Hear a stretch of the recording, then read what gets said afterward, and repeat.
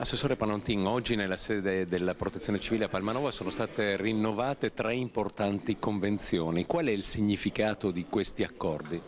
Sono accordi fondamentali perché integrano, la struttura regionale della Protezione Civile con l'ausilio e con l'aiuto di volontari che operano sul territorio e colmano lacune che noi avremmo come struttura regionale.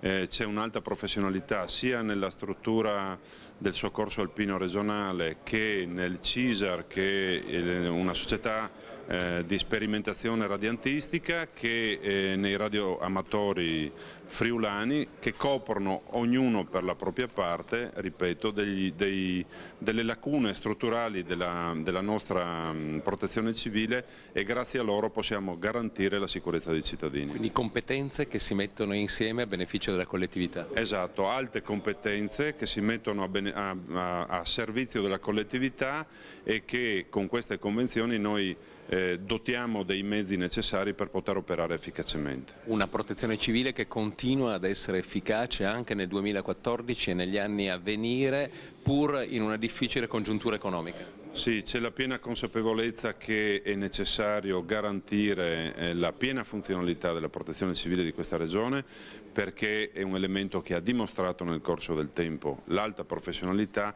e la garanzia della sicurezza dei cittadini, che necessita di costanti investimenti e attenzione.